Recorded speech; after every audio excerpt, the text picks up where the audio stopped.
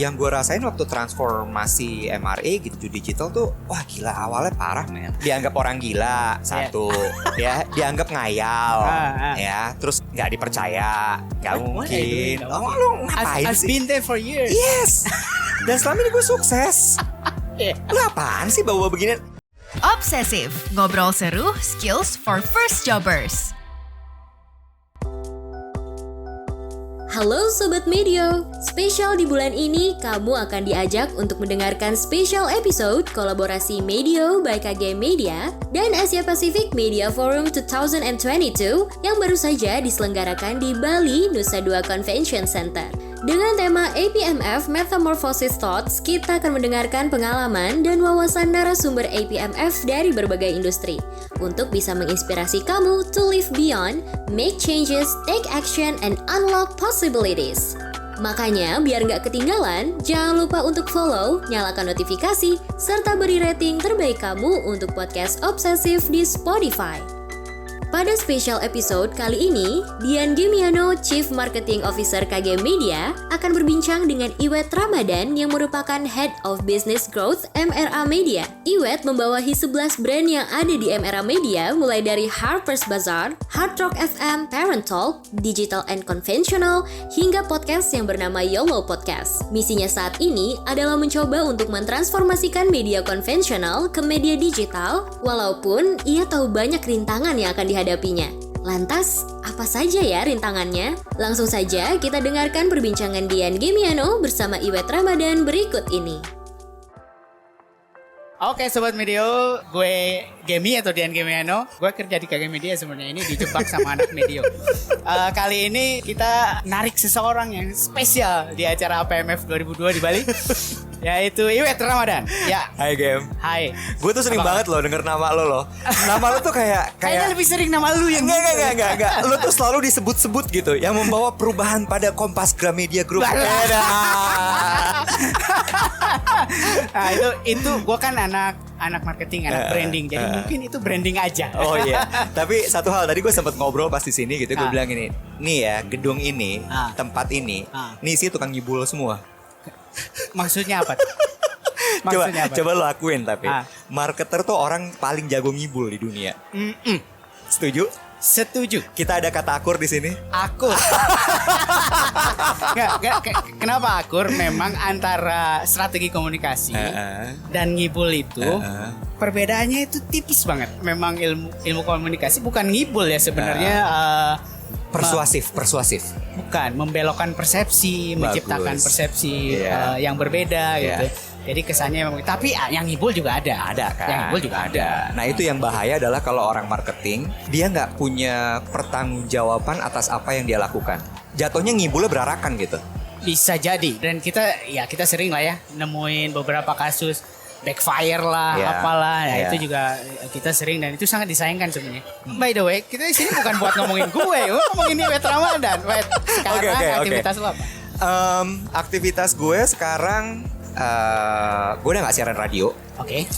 Udah gak MC. Oke. Udah gak TV presenting lagi. Why?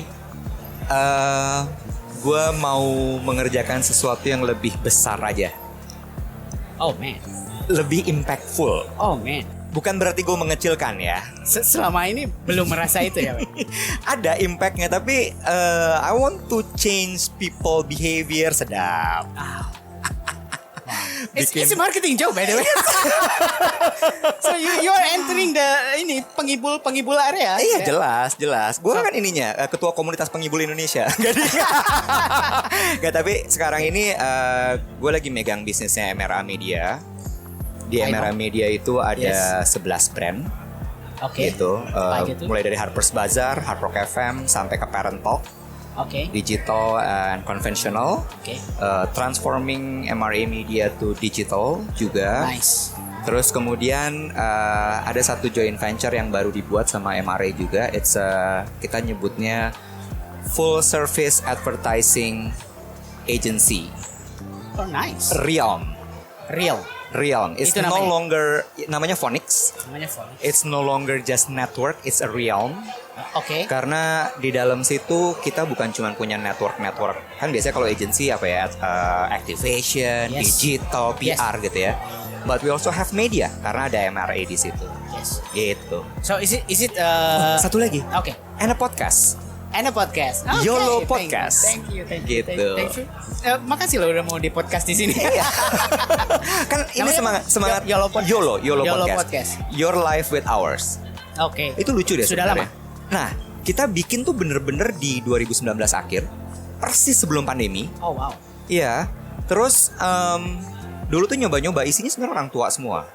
Semua di atas 40-an. What do you mean by orang? Maksudnya gini. Maksudnya orang yang kerja di situ atau? Bukan, maksudnya gini. Podcast, YouTube, terus kemudian apa ya? Ya podcast YouTube itu kan biasanya identiknya sama anak muda kan. Tiba-tiba ada nih orang-orang umur 40-an mau bikin podcast. Waktu itu kita benar-benar mikirnya gini, ya udahlah coba-coba aja.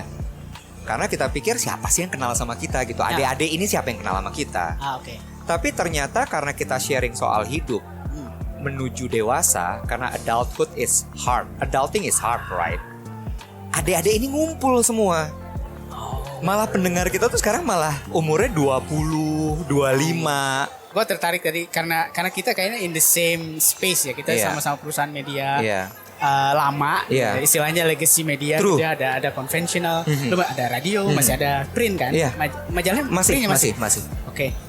Kita juga sama dan kita berdua mencoba mentransformasi media-media yang disebut konvensional itu. Apa yang paling berat mentransformasikan media-media konvensional ke digital, termasuk salah satunya sebenarnya podcast ini adalah usaha kita untuk mentransformasikan radio sebenarnya. Yes. Menurut gue people itu gila banget sih. I definitely agree with you. Karena ternyata digital itu bukan masalah medium. Bukan masalah cuman sosial media, platform gitu ya, nggak gitu. Yes. Digital is mindset. Yes. Digital tuh mindset, digital tuh culture, digital itu tuh gaya hidup. Ternyata yang gue rasain waktu transformasi MRA gitu ya, MRA Media menuju digital tuh, wah gila, awalnya parah men. Parah banget. Wah gila. Dianggap orang gila satu, ya, dianggap ngayal, ya. Terus kemudian nggak dipercaya. Oke. Kayak nggak mungkin. Oh, lu ngapain I've sih? been there for years. Yes. Dan selama ini gue sukses. Lu apaan sih bawa beginian? Sosial media tuh nanti juga besok udah nggak ada lagi. Yeah, I know. Right? I know. Terus abis itu semua orang dimusuhin. Yes. Ya, semua orang dimusuhin dalam artian kayak content creator tuh musuh kita. It's like no. We have to collaborate with them. Yes. Kita terus kerja sama mereka gitu. Jadi membawa spirit kolaboratif. Terus kemudian digital tuh kan cepet banget ya. Media konvensional seperti kita, legacy media seperti kita, semua tuh dibikin plannya matang banget. Sampai bikin plan tuh lama banget. 5 years? 5 years. Gila, sampai nggak, udah bikin aja langsung gitu. Dan itu 2 tahun pertama gue tuh gila sih, gila banget, bener-bener kayak meyakinkan itu tuh luar biasa. Terus kemudian mengubah strategi jualan itu juga gila. Kayak misalnya gini, gue udah nggak percaya sama inventory apa loh. Terus head of sales gue ngomong gini, tapi kan nanti gimana? Terus itu urusannya sampai ke finance dong. Yes. Bener nggak? Karena bener. orang finance itu kan finance-nya legacy media yang lihatnya inventory, berapa banyak yang jual, spot, slot, print apa segala macam. Gue bilang enggak, gue nggak mau ngomong kayak gitu. Gue cuma mau lihat hasil akhirnya. Dimarahin sama semua orang. Lu merasakan hal yang sama? Kalau gue sih ini bukan masalah generasi tua sama generasi muda. Iya. Ini masalah yang punya mindset lama sama yang Betul. mindsetnya lebih terbuka. Betul. Ada yang growth mindset, ada yang fixed mindset. Betul. Jadi bukan yang senior, yang lebih senior dari gue pun banyak yang growth mindset dan membantu kita lah ya, mentransformasikan media company. Mungkin yang menarik tadi kan banyak ditentang, banyak macam-macam. Kunciannya, lu nemu gak sih kuncian bagaimana memberikan understanding yang bisa dimengerti semua pihak gitu, bahwa this is important, this is the future dan lain-lain. Kuncian lo. Sales. Show me the money. Yes. Ketika uangnya masuk, terus mereka believe, oh iya, kejual ternyata. Kalau di company gue itu culture-nya emang lo tuh dijudge banget gitu. Negatif dan positif menurut gue dijudge itu. Karena gini, di satu sisi lo akan, ya oke, gue akan proof, gue akan kasih bukti sama lo bahwa ini bisa gitu. Tapi di sisi lain kalau orang gak kuat mungkin juga akan jadi burnout apa segala macam gitu ya. But I took it as a challenge for me. Jadi ya udah, waktu itu benar-benar gue kerjanya lebih kayak ngedikte. Bikin ini.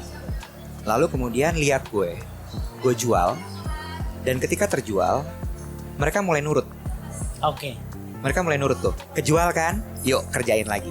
Kita bikin lagi ya. Tapi itu masih tetap bentuknya gitu, didikte tuh. Sampai akhirnya justru turning point-nya adalah pandemi. Di satu sisi gue bersyukur banget ada pandemi. Itu buat digital windfall ya. Wah gila. Itu kalau gak ada pandemi ya, gak akan bisa kayak sekarang. Gak bisa kayak sekarang. Yes, I agree with you. Karena waktu pandemi kan lo mau gimana? Percetakan susah, mau ke percetakan ribet. Orang beli media cetak juga takut. Nanti ada virus. Itu sampai akhirnya ngelihat editor in chief bisa live Instagram tuh gue tepuk tangan. Lo kebayang gak? Editor in chief live Instagram tuh gak mungkin Sendiri. Sendiri. Lo kebayang gak? Lo tahu kan pemimpin redaksi? I know. Itu tuh yang lo tuh mesti hati-hati ngomong sama mereka. Sampai dia melakukan live Instagram itu gue udah kayak oke, this is achievement. Nah di situ akhirnya mindsetnya berubah. Semua tuh berpikirnya adalah spesialisasi gue ini. Gue cuman bisanya ini. Di pandemi enggak. Semua langsung akhirnya oke, gue coba kerjain ini. Agility-nya di challenge. Dan akhirnya mereka, oh gue bisa ternyata. Wah mereka ternyata gini. Mereka juga kaget gitu. Oh ternyata gue bisa kayak gini ya. Gak pernah gue bayangkan. Bahkan yang tadinya misalnya kayak editor gitu ya. Editor kan kerjaannya ya udah. Iya benar. Membaca, merevisi, mengedit, kemudian memberikan arahan gitu. Tiba-tiba dia bisa bikin show. A YouTube show. Nice. Itu kan benar-benar kayak oh ternyata gue bisa escalate kemampuan gue jauh lebih tinggi lagi. Bahkan tiba-tiba yang mereka bisa berpikir bahwa ketika ada satu materi bagus, itu bisa dipecah menjadi beberapa konten untuk berbagai macam platform. Oke. Create one, distribute more, many. True. Gue cuma ngasih tanya waktu itu gini, Gary V. Gary kan selalu bilang gitu kan. Lo kalau bikin semuanya satu-satu, lo burn out.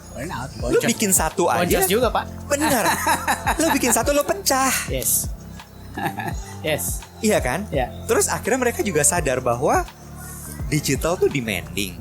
Kan makanya ada istilah kasih makan netizen. Iya kan? Karena memang lo tuh harus konsisten feed them up gitu. Karena makanya namanya feed. Nah itu mereka sadar gitu bahwa ya udah. Nah kalau lo bikin satu-satu terus, lo die. Yes. Jadi sampai bahkan ya ada yang satu tuh bisa bikin satu project gitu. Itu kontennya bisa sampai 3 bulan. Udah mau pirit. Udah dipirit satu-satu gitu sampai akhirnya dar gitu. Itu gue bersyukur banget. Abis itu gue udah gak perlu terlalu banyak ngasih arahan gitu. Mereka udah bisa bergerak sendiri. Tapi monetisasi oke digital. Nah monetisasi itu menarik juga. Selama ini kan kita selalu bekerja dengan media agency. Yes. Iya kan? Kita nyari makan selalu, wah datang ke media agency, ngumpul di Mindshare, duduk, ya Allah. Nungguin planner. Bener, nungguin planner. Bawa majalah, bawa red card radio, bawa apa segala macam. Gue bilang gini, lupain guys, udah. Kita gak akan bisa dapat apa-apa dari mereka. I'm so sorry teman-teman media agency, tapi gue selalu bilang seperti itu. Apa yang gue lakukan adalah tembak kliennya. Ketika lo tembak kliennya, klien akan lihat, oke, yang ini akan budgetnya pakai ini, budgetnya pakai itu, budgetnya pakai ini, budgetnya pakai itu. Kita tetap kerja sama agency. Karena kalau nggak bisa. Betul. Nggak bisa. Betul. Gue setuju karena baru-baru ini ada riset media sustainability dari FT Strategies Financial. Financial Times strategist. Dia bilang kunci media sustainability itu adalah ketika kita bisa improve direct relationship dengan audience dan dengan advertiser. True. Direct audience. Itu juga sesuatu yang gue bilang gini. Selama ini tuh conventional media tuh selalu bergeraknya satu arah. Setuju gak sih? Ya. Lo selalu bikin segala sesuatu tuh menurut gue ini keren. Menurut gue ini bagus. Dunia udah berubah kan? Benar. Audiens tuh sekarang punya pemikirannya sendiri. Benar dan susah ditebak. Iya kan? Susah ditebak. Jadi artinya apa? Artinya adalah lo banyak-banyak ngobrol sama audiens lo. Benar. You build engagement with them. Setuju. Kalau di MRA Media sendiri kita punya kayak creative lab-nya. Tapi kalau yang agency tadi itu benar-benar it's a pure agency. Kita nggak cuma service buat MRA. Ya. Kita bikin segala sesuatu yang lebih bigger perspektif lah. Gue sharing ya dikit. Kalau di journalism based media lah istilahnya, ada etika jurnalisme yang harus dipegang teguh. Iya. Dan itu kadang-kadang nggak align sama anak-anak digital. influencer. Benar. Itu yang bikin kita sebenarnya navigate-nya agak susah tuh untuk kolaborasi. Kita sangat terpaksa jadi harus memilih influencer mana yang bisa diajak kolaborasi. Mereka historically anak-anak baik atau enggak? Iya. Karena kredibilitas kan yang kalian jaga. Karena kredibilitas dan ada etika jurnalisme tadi yang harus itu jaga. Tadi lu punya service. Kita juga melakukan hal yang sama. Kalau kita coba create sendiri, kreatif service, strategi service, research. Research kalian matang banget soalnya kan? Research. Kita untungnya bisa banyak belajar dari Litbang Kompas. Iya, itu dia. Litbang Kompas, tapi kita bikin research analytic team sendiri di KG Media, dilatih sama teman-teman Litbang Kompas. Terus ada influencer marketing, ada content marketing karena kita konten gitu ya. I think we're doing the same strategi lah ya. Betul. I think we have to talk more next Sure. Nah, oke. Over KG KG Blend. Over KG Blend. Over KG Blend. Iya. Thank you so much Thank you so much Wet sharingannya. Thank you, Gem. Kayaknya kita harus ngobrol banyak lagi. Siap. Thank you for your time buat Medio. Kapan-kapan kita ngobrol lagi ya. Siap. Thank you. Thank you. Bye. Wow, what a great insight dari dua pemegang peran penting di perusahaan media besar ini ya. Semoga obrolan ini bisa memperkaya insight dan knowledge teman obsesif. Oke, sekian episode spesial Medio dan EPMF kali ini. Pastikan buat dengerin episode spesial berikutnya hanya di Spotify Podcast Obsesif dan kanal YouTube Medio by KG Media. Jangan lupa juga untuk kunjungi media sosial kami di @medio by KG Media untuk tetap update dengan episode podcast terbaru lainnya. Aku Ana Fatina Sari pamit, see ya on the next episode, teman obsesif. Thank you for listening to Obsessive Podcast. See you later.